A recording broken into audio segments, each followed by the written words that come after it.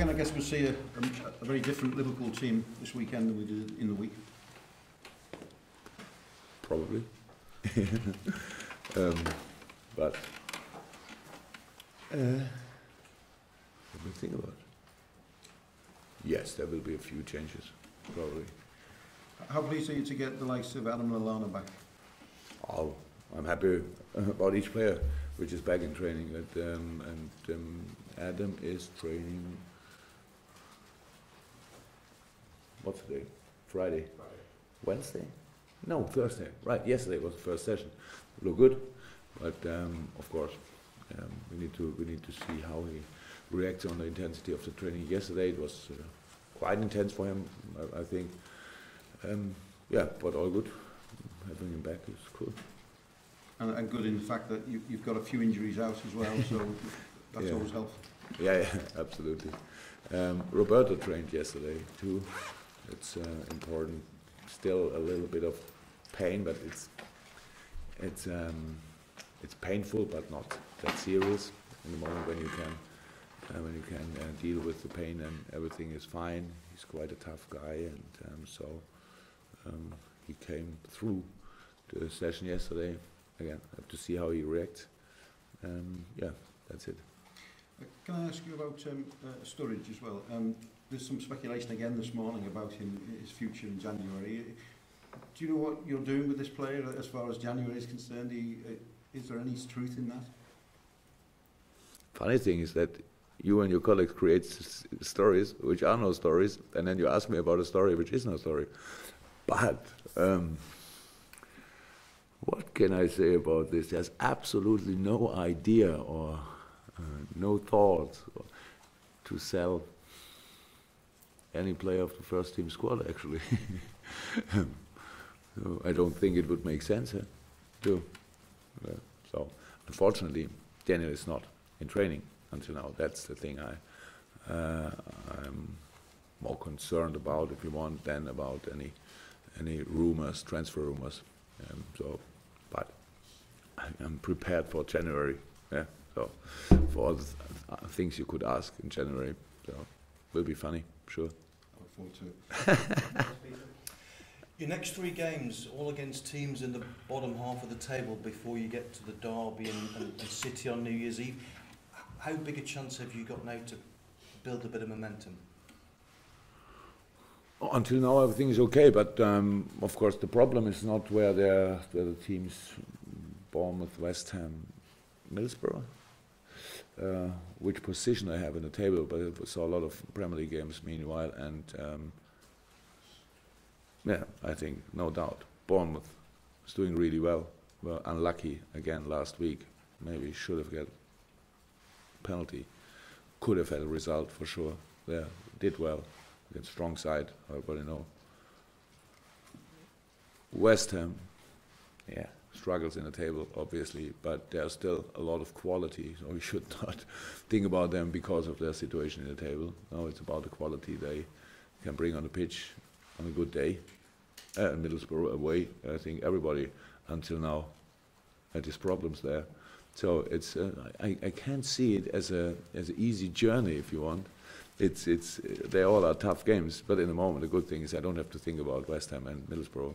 The only thing I have to think about is Bournemouth, and how I said they did really well. I saw a lot of games of them this season, and they did well. That's a football playing side, good plan. Eddie Howe is doing a fantastic job there, and yeah, they have of course the pressure what we all have to win games, but I think it's a club who knows about the difficulty of the league, and so they are cool enough and confident enough to cause each team problems, and we need to find solutions for these problems, I would say, and that's what we try to do since Tuesday. Huge amount of debate this week about young Ben and the impact that he had on the game in midweek. He's not on his own, is he? Because there's a whole cluster of youngsters coming up through the ranks. Are you getting to the stage now maybe where you can even start to rethink your policy in the next couple of windows? Because these kids could save you a fortune, couldn't they? We don't have to change anything because we never forgot them. That's quite simple. No, they are involved in all our plans, not only the 3 lads now.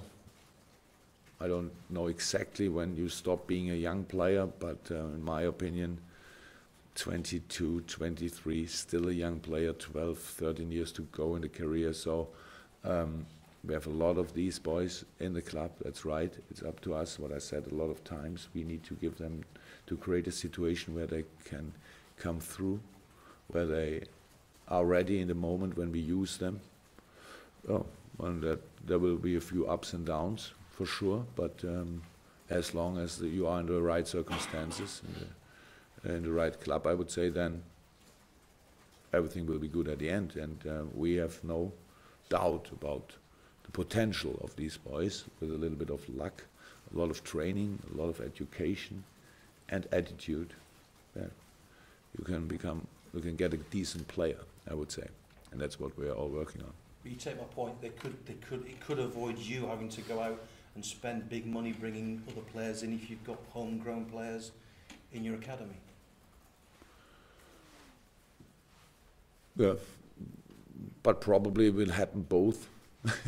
So when we have to buy players and that we bring some, hopefully some players through, that's how it is. I cannot say now, okay, the team 2000 and let me say 20, LFC 2020 is only homegrown players. Would be nice, but would be not too nice for the players from the actual squad, which are then still in a good age. So that will and need to be a mixture of all of that. But as that was the first thing, and that's very important. We don't I have no problem to talk about that actually, but they have time, but they need the time too, and so it's our job to give them the time they need. Yeah, when we saw your reaction when Ben scored against Leeds, do you get more satisfaction, more enjoyment working with the younger players and seeing them come through than you do to the senior players? Maybe. No. As long as a player wants to develop, I don't care a second about his age. Well, that's not. They're all younger than me, so from my point of view, they're all young lads, and some of them very young, and some of them in the best age, and some of them already in the age where you really can use your experience. So we have a young squad. In general, we have a really young squad, and so everything is good. And no, I enjoy a lot working with these guys, but there's absolutely no. I don't compare how old you are, how much I enjoy it. So it's all good. But when you look at it, they're teenagers, aren't they? They've got their whole life, their career in front of them compared to the regular first-team players The here. problem with there's only one. What I said. There's only one problem. If you start really early, you have more time and you have to have a career. But we start already. Most of these players nobody spoke about when they were really young, and so because it doesn't help. So that's how it is. But we are. I think in this moment we are absolutely 100% right club for really young boys to develop, to improve, and to get the best player they can get. So that's the thing. But it's a long way to go, and that's all. And they have to make their experiences. The better ones, the not so nice ones, they have to make it. That's how it is. And as long as we can help, we will do it. But at the end, they have to perform on the pitch. We only can give advice. And when we think they are ready, then we do it. But then still, they have to deliver. That's how it is. And if they deliver, all fine. If not, then we are responsible for it. Jurgen, the unbeaten run continues. I think it's 15 games now. And in terms of defensively, just one goal conceded in the last 4. What do you put that improvement down to? Different things. I didn't. How many goals did we concede until now? 14 in the league. 5 of them in the first 2 games. Since then, 10. I never was worried about the defense, performance, strength, skills. respect 100% that you all have to speak about a few things, and when we score a lot and concede a few, then it's something you have to talk about, but we have to think more about it from a, what can I say, logical point of view. That you cannot play football without conceding goals all the time, and it's part of the game. It's not, you make a mistake and the other team is doing well, so you concede a goal. But of course, working longer together helps a lot. But I know that, I think, I'm not sure that's in England or here, but you like to put it on one player. Because of him, we didn't concede goals, or because of him. Unfortunately, it would be fantastic if it would work like this, because then you always bring this player all the time and you never will concede a goal anymore. But it's a team game, and it's teamwork, and it's defending together, and it's having together the luck in the right situation. And sometimes you are unlucky. You have absolutely, like Chelsea was when Hendo scored, was not to defend, I would say, and that's all. You only need to fix. It's not easy to create chances against you, and when they create chances, then you need very often after they outplayed you, whatever, but didn't happen too often, then you need individual quality. Centre half, goalkeeper, whatever. That's another point, of course. But until then, you have to defend together, close the spaces together, make it as hard as possible for them to come through. Eddie Howe's been part of a real success story at Bournemouth. I think when he took over for the second time, they were in the lower part of League One. Tranmere were top of League One at the time, and see where they are now. And they play fabulous football. What are your thoughts on what you've seen at Bournemouth under Eddie Howe since you came here? Very, very good signs. One of my earlier games, in the Capital One Cup. 1-0, we changed a lot. And won this game. But usually it's a clear philosophy to see. It's a clear style to see. The mixture of experienced players and young players is really good. Very, I would say, not the biggest names in world football, but all of them really decent players. When I saw them playing against Arsenal, I thought, like, there's really quality in this team. And counter-attack is good. Football playing is good. Defending is absolutely okay. And as long as they don't have a lot of injury problems, I would say they have a really strong side. And I have no idea exactly how big Bournemouth is as a city, but the stadium is not the biggest one in the world. But it's a nice atmosphere, it's really nice, and I like stories like this. That a club like Bournemouth in a country like England with a lot of traditions in different cities, and everybody's waiting for this club and this club and this club. But there's always this little, I don't know what it means exactly, but like Asterix and Obelix, you know this? Yeah, this little village who can fight back. So that's really a nice story, but it's all about the football side, and they're really strong and difficult to play. Yeah, just to go back to the academy, they're obviously doing a great job with the younger players. How much input do you have into sort of what they're doing there? I mean, meanwhile, a lot in case of that, because Pep is connection man to the academy, and so yeah, that works really good. That's really good. Not only the talent group each week, every week, when we see them here training, it's I think a very good conversational level. Even when there are 5 or 6 miles between Kirkby and Melwood, we are really close together. We respect their work, and as much as we think we have to give, we give advice. But at the end, they will always know their players better than I could know them with a few impressions, which I could meanwhile collect. So that's really good, but that's very important.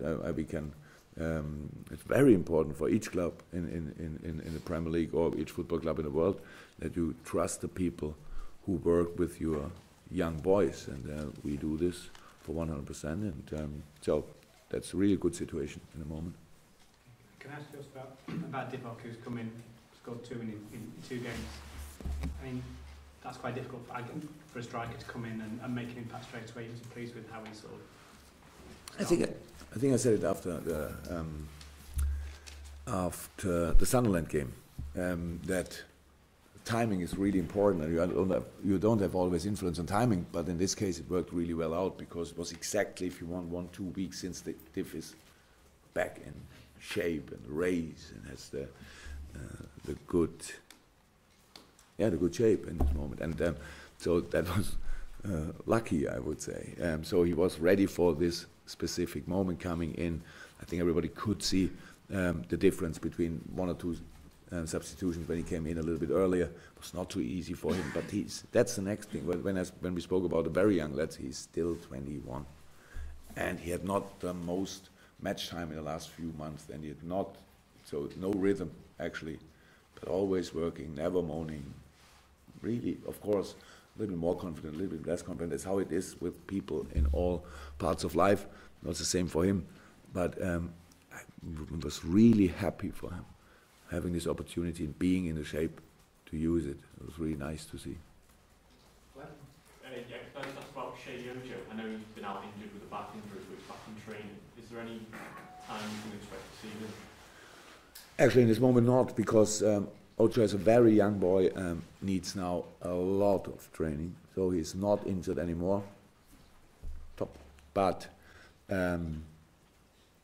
yeah, he needs training, match time as much as possible. So we thought it makes absolutely sense that he's now for the next few weeks, for sure, with the second team in training and in the games, because yeah, everything what we could do would be too early, and so he can now get kind of a rhythm, coming back in shape, and then we would see how it is. But in this moment he's not injured, anymore, but of course not match fit in the moment, so now collecting minutes with our U23.